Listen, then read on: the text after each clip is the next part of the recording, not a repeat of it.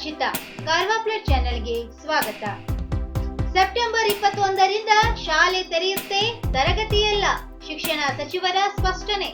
September 21ರಿಂದ ಕೇವಲ ಶಾಲೆಗಳು ತೆರೆಯಲಿದ್ದು, ತರಗತಿ ಪ್ರಾರಂಭ ಇಲ್ಲ ಎಂದು ಶಿಕ್ಷಣ ಸಚಿವ ಸುರೇಶ್ ಕುಮಾರ್ ಸ್ಪಷ್ಟಪಡಿಸಿದ್ದಾರೆ. ಸೆಪ್ಟೆಂಬರ್ 30ರ ಒಳಗೆ 1ರಿಂದ 10ನೇ ತರಗತಿಯ ವಿದ್ಯಾರ್ಥಿಗಳ ದಾಖಲಾತಿ ಪೂರ್ಣಗೊಳ್ಳಬೇಕು. ಕೇವಲ 1 ಟರ್ಮ್ ಫೀಸ್ ಮಾತ್ರ ಖಾಸಗಿ ಶಾಲೆ ಪಡೆಯಬೇಕು. ಆಗೊಮ್ಮೆ ಸಮಸ್ಯೆ ಆದರೆ ಡಿಡಿಪಿಐ, ಬಿಇಒ ಈ ಬಗ್ಗೆ ಕ್ರಮ ಕೈಗೊಳ್ಳಲಿದ್ದಾರೆ. ಅವರಿಗೆ ಈಗಾಗಲೇ ಸರ್ಕಾರದಿಂದ ಸೂಚನೆ ಕೊಟ್ಟಿದ್ದೇವೆ. ಯಾವುದೇ ಪೋಷಕರಿಗೆ ಇದರಿಂದ ಸಮಸ್ಯೆ ಆದರೆ ಬಿಇಒ ಅವರನ್ನು ಸಂಪರ್ಕಿಸಿ ಎಂದು ಸಚಿವರು ತಿಳಿಸಿದ್ದಾರೆ. ರಾಜ್ಯದಲ್ಲಿ ಸಕಾರಾತ್ಮಕ ಬೆಳವಣಿಗೆ ಆಗುತ್ತಿದೆ. ಸರ್ಕಾರಿ ಶಾಲೆಯತ್ತ ಪೋಷಕರು ಮಕ್ಕಳನ್ನ ದಾಖಲಾತಿ ಮಾಡುತ್ತಿದ್ದಾರೆ. ಎಷ್ಟೇ ಮಕ್ಕಳು ಬಂದರೂ ಅವರಿಗೆ ಸೂಕ್ತ ವ್ಯವಸ್ಥೆ ಕಲ್ಪಿಸುತ್ತೇವೆ. ಖಾಸಗಿ ಶಾಲೆಯಿಂದ ಟಿಸಿ ಕೊಡದಿದ್ರೆ ಬಿಇಒ ಇಂದ ಕೊಡಿಸುವ ವ್ಯವಸ್ಥೆ ಮಾಡುತ್ತೇವೆ ಎಂದು ತಿಳಿಸಿದ್ದಾರೆ. ಹೋದಲೆಲ್ಲ ಶಾಲೆ ಯಾವಾಗ ಶುರುವಾಗುತ್ತೆ ಎಂದು ಮಕ್ಕಳು ಕೇಳುತ್ತಿದ್ದಾರೆ. ಆದರೆ ಪೋಷಕರು ಮಾತ್ರ ಸಾಕಷ್ಟು ಆತಂಕದಲ್ಲಿದ್ದಾರೆ. ಇದನ್ನ ನಿವಾರಿಸುವ ಕೆಲಸ ನಮ್ಮ ಇಲಾಖೆ ಮಾಡಲಿದೆ ಎಂದು ಭರವಸೆ ನೀಡಿದ್ದಾರೆ. ಬಿಯರ್ ಪ್ರಿಯರನ್ನು ಸೆಳೆಯಲು ಪಾಲಿಮೆಟ್ ಹೆಸರಲ್ಲಿ ಹೊಸ ಬ್ರಾಂಡ್. ಕಾರವಾರ. ಗೋವಾದ ಪೊಳೆಮ್ ಎಂದ ಕೂಡಲೇ ಮೊದಲ ನೆನಪಾಗುವುದು ಗೋವಾ ಬಿಯರ್. ಮದ್ಯಪ್ರಿಯರನ್ನು ಆಸೆಗಣ್ಣಿನಿಂದ ನೋಡುವಂತೆ ಮಾಡುವ ಗೋವಾದ ಪಾಲಿಮೆಟ್ ಹೆಸರಿನಲ್ಲಿ ಮತ್ತೊಂದು ಉತ್ಪನ್ನ ಹೊರಬಂದಿದೆ.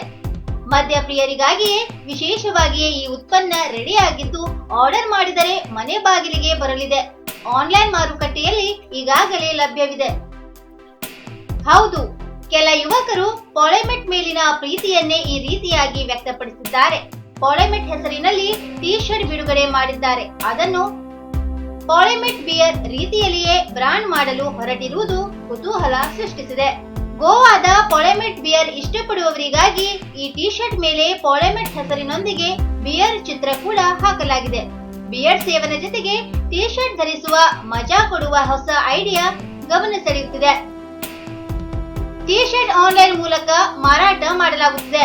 www.ka30store.in ಆನ್ಲೈನ್ ಮಾರುಕಟ್ಟೆ ವೆಬ್ಸೈಟ್ ನಲ್ಲಿ ಈ ಟಿ ಶರ್ಟ್ ಸಿಗುತ್ತದೆ. ಇದರ ಬೆಲೆ 475 ರೂಪಾಯಿ ನಿಗದಿ ಮಾಡಲಾಗಿದೆ. ಹೊನ್ನಾವರದ ಕಾಸರಗೋಡು ಪರಿಸರ ಸ್ನೇಹಿ ಕಡಲ ತೀರದಲ್ಲಿ ಅಭಿಯಾನಕ್ಕೆ ಚಾಲನೆ. ಕಡಲ ತೀರ ರಕ್ಷಣೆಗೆ ಸೇವ್ ಮೈ ಬೀಚ್. ಕಾರವಾರ. ಕಡಲ ತೀರಗಳ ಸಂರಕ್ಷಣೆಯಲ್ಲಿ ಸಮಾಜದ ಸಹಭಾಗಿತ್ವದ ಅರಿವು ಮೂಡಿಸಲು ಕೇಂದ್ರ ಪರಿಸರ ಮತ್ತು ಹವಾಮಾನ ಬದಲಾವಣೆ ಸಚಿವಾಲಯವು ಮುಂದಾಗಿದೆ. ಸಮುದ್ರ ತೀರವು ಸುರಕ್ಷಿತವಾಗಿ, ಸ್ವಚ್ಛವಾಗಿ ಹಾಗೂ ಪರಿಸರ ಸ್ನೇಹಿಯಾಗಿದ್ದರೆ ಪ್ರವಾಸಿಗರು ಇಷ್ಟಪಡುತ್ತಾರೆ ಎಂಬ ತಿಳಿವಳಿಕೆ ಮೂಡಿಸಲು ಸೇವ್ ಮೈ ಬೀಚ್ ಅಭಿಯಾನ ಹಮ್ಮಿಕೊಂಡಿದೆ.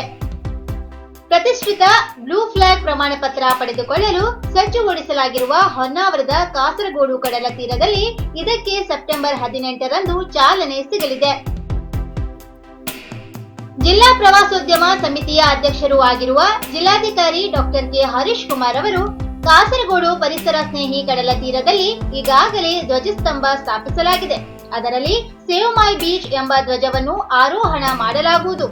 ರಾಷ್ಟ್ರ ಧ್ವಜಾರೋಹಣ ಮಾಡಲು ಕೇಂದ್ರ ಸರ್ಕಾರ ಅವಕಾಶ ನೀಡಿದೆ.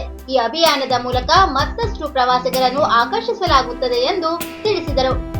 ಕಾಸರಗೋಡು ಪರಿಸರ ಸ್ನೇಹಿ ಕಡಲ ತೀರದಲ್ಲಿ ಹಲವು ಅಭಿವೃದ್ಧಿ ಕಾರ್ಯಗಳನ್ನು ಪರಿಸರ ಸ್ನೇಹಿಯಾಗಿ ಮಾಡಲಾಗಿದೆ. ಕಡಲ ತೀರದಲ್ಲಿ ಹುಲ್ಲುಹಾಸು ಅಳವಡಿಸಲಾಗಿದೆ. ಮಕ್ಕಳ ಆಟದ ಪ್ರದೇಶವನ್ನು ನವೀಕರಿಸಲಾಗಿದೆ. ಪ್ರವಾಸಿಗರಿಗೆ ವಿಶ್ರಾಂತಿಗೆ ಸ್ಥಳಗಳನ್ನು ಅಭಿವೃದ್ಧಿಪಡಿಸಲಾಗಿದೆ. ಸಮುದ್ರದ ನೀರನ್ನು ಅತ್ಯಂತ ಸ್ವಚ್ಛವಾಗಿ ಇಡಲು ಅಗತ್ಯ ಕ್ರಮಗಳನ್ನು ಕೈಗೊಳ್ಳಲಾಗಿದೆ ಎಂದು ಅವರು ಹೇಳಿದರು. ಮಳೆಗಾಲದ ಅಂತಿಮ ಹಂತದಲ್ಲೂ ಕೃಷಿಕರಿಗೆ ಹೆಚ್ಚಿನ ಆತಂಕ. ಮಲೆನಾಡಿನ ಅಡಿಕೆಗೆ ಕೊಳೆ ರೋಗ. ಸಿದ್ದಾಪುರ. ಮಳೆಗಾಲ ಮುಕ್ತಾಯಗೊಳ್ಳುತ್ತಿರುವ ಈ ಸಂದರ್ಭದಲ್ಲಿ ಅಡಿಕೆಗೆ ಕೊಳೆ ರೋಗ ತಾಲೂಕಿನಲ್ಲಿ ವ್ಯಾಪಕವಾಗಿ ಕಾಣಿಸಿಕೊಂಡಿದೆ. ತಾಲೂಕಿನ ಎಲ್ಲ ಕಡೆ ತೀವ್ರವಾಗಿ ಅಲ್ಲದಿದ್ದರೂ ಬಹಳಷ್ಟು ಅಡಿಕೆ ತೋಟಗಳಲ್ಲಿ ಒಂದೆರಡು ಮರಗಳಿಗಾದರೂ ಕೊಳೆ ರೋಗ ತಗುಲಿದೆ. ಕೆಲವು ಕಡೆ ಹೆಚ್ಚಿನ ಪ್ರಮಾಣದಲ್ಲಿಯೂ ಈ ರೋಗ ಕಾಣಿಸಿಕೊಂಡಿದೆ. ಅತಿ ಹೆಚ್ಚು ಮಳೆ ಬೀಳುವ ಪ್ರದೇಶದಲ್ಲಿ ಸ್ವಾಭಾವಿಕವಾಗಿಯೇ ಕೊಳೆ ರೋಗದ ಪ್ರಮಾಣ ಜಾಸ್ತಿ ಇದೆ. ತಾಲೂಕಿನ ಹೆಗ್ಗರಣಿ, ನಿಲ್ಕುಂದ, ಮನಮನೆ ಗ್ರಾಮ ಪಂಚಾಯಿತಿ ಸೇರಿದಂತೆ ಕೆಲವು ಗ್ರಾಮ ಪಂಚಾಯಿತಿಗಳಲ್ಲಿ ಕೊಳೆ ರೋಗದ ಪ್ರಮಾಣ ಜಾಸ್ತಿ ಇದೆ ಎಂದು ತೋಟಗಾರಿಕೆ ಇಲಾಖೆಯ ಅಧಿಕಾರಿಗಳು ಮಾಹಿತಿ ನೀಡಿದ್ದಾರೆ. ಆಗಸ್ಟ್ ಮೊದಲ ಹಾಗೂ ಎರಡನೇ ವಾರದಲ್ಲಿ ನಿರಂತರವಾಗಿ ಮಳೆ ಸುರಿದಿದ್ದರಿಂದ ಬೋರ್ಡೋ ಮಿಶ್ರಣ ಸಿಂಪಡಣೆಗೆ ಅವಕಾಶ ಸಿಗಲಿಲ್ಲ. ಅದರೊಂದಿಗೆ ಬೋರ್ಡೋ ಸಿಂಪಡಣೆ ಮಾಡುವ ಕೆಲಸಗಾರರ ಅಲಭ್ಯತೆಯಿಂದಲೂ ಸಕಾಲದಲ್ಲಿ ಮದ್ದು ಹೊಡೆಸಲು ಕೆಲವರಿಗೆ ಆಗಲಿಲ್ಲ. ಇದು ಕೊಳೆ ರೋಗ ಕಾಣಿಸಿಕೊಳ್ಳಲು ಕಾರಣವಾಯಿತು ಎಂಬುದು ರೈತರ ಅಭಿಪ್ರಾಯ. ಈವರೆಗೆ ತಾಲೂಕಿನಲ್ಲಿ ವಾಡಿಕೆಗಿಂತ 16% ಜಾಸ್ತಿ ಮಳೆಯಾಗಿದೆ ಎಂದು ಕೃಷಿ ಇಲಾಖೆ ಮಾಹಿತಿ ನೀಡಿದೆ. ತಾಲೂಕಿನಲ್ಲಿ 4890 ಹೆಕ್ಟೇರ್ ಅಡಿಕೆ ತೋಟವಿದ್ದು, ತಾಲೂಕಿನ ಜನರ ಪ್ರಮುಖ ಜೀವನಾಧಾರ ಬೆಳೆಯಾಗಿದೆ. ಅಡಿಕೆ ಬೆಳೆಯ ರಕ್ಷಣೆ ಮಾತ್ರ ಪ್ರತಿ ವರ್ಷ ಮಳೆಗಾಲದಲ್ಲಿ ರೈತರಿಗೆ ಸವಾಲಿನ ಕಾರ್ಯವಾಗುತ್ತದೆ. ಮೊದಲಿನಿಂದಲೂ ಇರುವ ಅಡಿಕೆಯ ಕೊಳೆ ರೋಗ ಮತ್ತು ಒಂದೆರಡು ದಶಕಗಳಿಂದ ಆರಂಭಗೊಂಡಿರುವ ಮಂಗಗಳ ಕಾಟ ಅಡಿಕೆ ಬೆಳೆಗಾರರನ್ನು ಸಾಕಷ್ಟು ಚಿಂತೆಗೀಡು ಮಾಡುತ್ತಿವೆ. ಗಾಂಜಾ ಮಾರುತ್ತಿದ್ದ 3 ಬಂಧನ.